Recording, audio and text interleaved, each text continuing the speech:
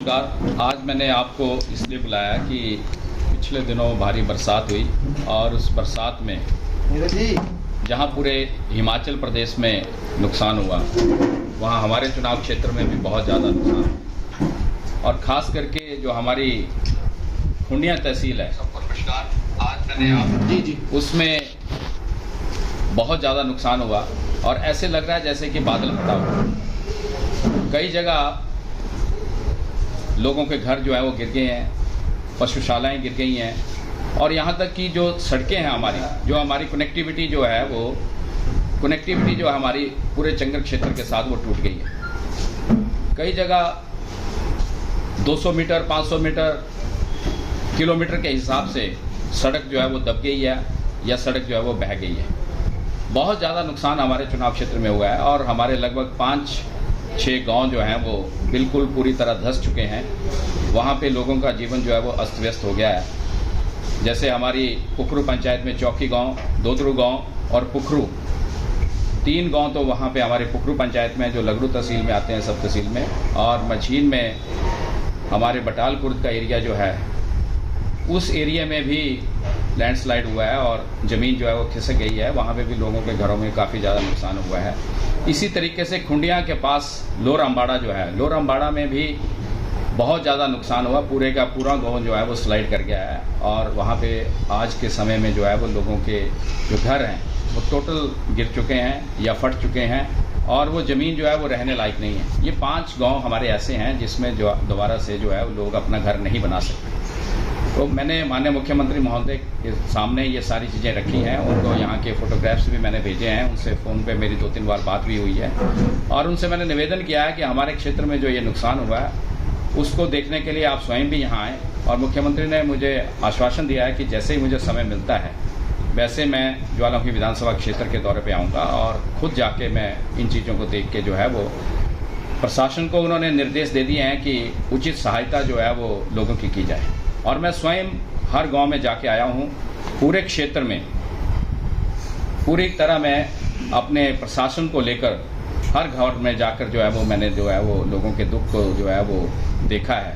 और मुझे मालूम है कि लोगों का जो है आज बहुत ही समस्या से जूझना पड़ रहा है। उन लोगों को उनके घर जो है वो बिल्कुल तबाह हो चुके हैं।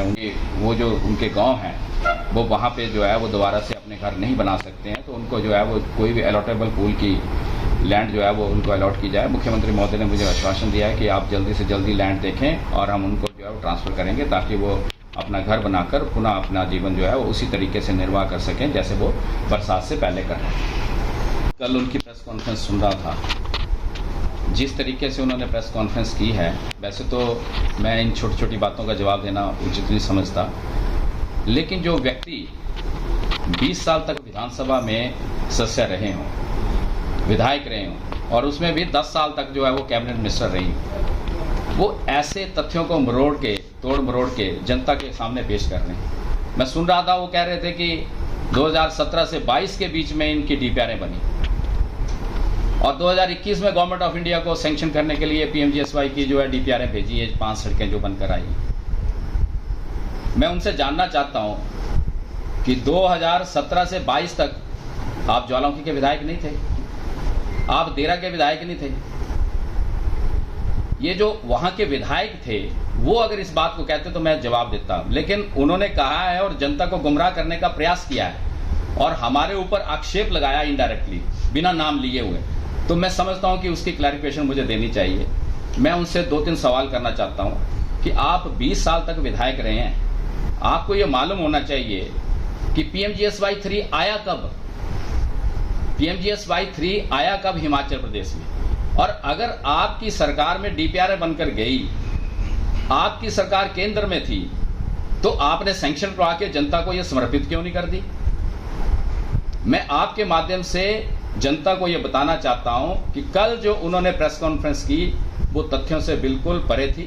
तोड़ मरोड़ कर क्रेडिट लेने की बात की है उन्होंने, जबकि उसमें सच्चाई 1% नहीं है।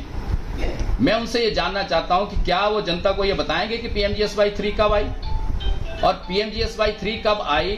दूसरा सवाल मेरा ये है उनसे कि पीडब्ल्यूडी विभाग ने इनकी डीपीआर कब बनाई, क्या पीडब्ल्यूडी विभाग ने डीपीआर बनाई या कोई कंसल्टेंट अपॉइंट किया? अगर कंसल्टेंट अपॉइंट किया तो उस कंसल्टेंट को कब उन्होंने पीडब्ल्यूडी विभाग ने अपॉइंट किया? दूसरी बात यह है। और तीसरी बात यह है कि ये डीपीआर गवर्नमेंट ऑफ इंडिया को सैंक्शन होने के लिए कब गई? ये तीन बातें अगर वो जनता के पास रख देंगे तो मैं समझूंगा कि वो सच बोल रहे हैं। उनको ये मालूम नहीं है कि ये पीएमजीएसवाई 3 कब आई। वो बहुत लंबा चौड़ा एक नंबर जो है गवर्नमेंट ऑफ इंडिया को जो भेजी हुई चिट्ठी है उसकी बात कर रहे हैं। पीएमजीएसवाई 3 जो है वो दिसंबर महीने में आई, दिसंबर 2022 में आई पीएमजीएसवाई 3। पीएमजीएसवाई 3 जो है, हालांकि अटल जी ने शुरू की थी ये ग्रामीण सड़कों के उत्थान के लिए, ग्रामीण सड़कों की कनेक्टिविटी के लिए, अच्छा रखरखाव करने के लिए आई। और ये दिसंबर 2022 में गवर्नमेंट ऑफ इंडिया ने पीएमजीएसवाई 3 की डीपीआर जो है वो हिमाचल सरकार से मांगी और जनवरी महीने में पीडब्ल्यूडी विभाग ने ये डीपीआर बनाई। हमारी देरा डिवीजन की जो ये 5 सड़कों का जो हम जिक्र कर रहे हैं, जिसके बारे में वो कल बोल रहे थे, उन 5 सड़कों की डीपीआर जो है वो फरवरी 2023 में पीडब्ल्यूडी देरा ने एक कंसल्टेंट अपॉइंट करके उस कंसल्टेंसी करवा के डीपीआर बनवाई और गवर्नमेंट ऑफ इंडिया को भेजी। वो कह रहे थे कि इनको जो है वो फिगर्स पता नहीं है। अरे भाई, फिगर्स हमें सारी पता है। आप तो एक पेपर पढ़ रहे हैं, पेपर ला रहे हैं, पेपर पढ़ रहे हैं, ये ऐनक लगा के कि इतनी है फिगर है, ये फिगर है, ये फिगर है। जिसने डीपीआर बनवाई उसको जवान नहीं पता है। मैंने ये डीपीआर बनवाई और ये लगभग 110 करोड़ की डीपीआर गवर्नमेंट ऑफ इंडिया को इन 5 सड़कों की गई, लेकिन उसमें कट लगा, नालियां काटी गई, प्रेस बॉल काटी गई, साइड की बॉलें काटी गई और कट कटा के ये डीपीआर जो है वो हमारी 76 करोड़ के लगभग जो है वो सैंक्शन होके आई। आप 72 करोड़ बोल रहे थे, 72 करोड़ नहीं है, 76 करोड़ के लगभग हैं, जिसमें कंस्ट्रक्शन का काम भी है और अगले 5 साल के रखरखाव का अमाउंट भी है। ज्वाला जी आ गए। अब ज्वाला जी की जनता ने भी नकार दिया है। क्यों लोगों को झूठ बोल के गुमराह कर रहे हो? क्यों बोल रहे हो झूठ? अगर सच्चाई है तो मेरे सामने बैठो, आओ प्रेस कॉन्फ्रेंस, हम दोनों इकट्ठे करेंगे। आप भी फैक्ट्स एंड फिगर्स लाओ, मैं भी लाऊंगा, फिर पता लगेगा जनता को कि सच मैं बोल रहा हूं या कि आप बोल रहे हैं। मैं इनसे ये निवेदन करना चाहता हूं कि आपको जनता ने नकार दिया है, हमको जनता ने अपनी सेवा करने का मौका दिया है 5 साल। हमें काम करने दें, जनता को गुमराह करने का प्रयास ना करें। जनता सब जानती है कौन जनता का हितैषी है, कौन जनता के लिए काम कर रहा है, कौन जनता के लिए दिन रात घूम रहा है। अभी आप जब हम सारी जगह घूम लिए तो आप पीछे पीछे हमारे जो है वो जनता के बीच में जा रहे हैं। कांग्रेस पार्टी के सरकार माननीय सुखविंदर सिंह सुक्खू जी के नेतृत्व में पूरी तरह हिमाचल की जनता के साथ है। हम विकास को भी आगे बढ़ा रहे हैं और जो त्रासदी हमारे क्षेत्र में हुई है, पूरे हिमाचल प्रदेश में हुई है, उससे उभारने का भी हम प्रयास कर रहे हैं। हमारी पूरी कोशिश है कि हमारे हिमाचल प्रदेश के लोगों का और हमारे ज्वालामुखी विधानसभा क्षेत्र के लोगों का जीवन उसी तरीके से दोबारा से चालू हो जिस तरीके से बरसात से पहले जो है चल रहा हो। हमसे जुड़े रहने के लिए हमारे YouTube चैनल को सब्सक्राइब करें और नई वीडियो की नोटिफिकेशन के लिए बेल आइकॉन को दबाएं। अगर आप ये वीडियो Facebook पर देख रहे हैं तो लाइक जरूर करें और ज्यादा से ज्यादा शेयर करें। इसी तरह के और भी अपडेट्स के लिए फॉलो करें हमारा Instagram पेज himachal.kesri।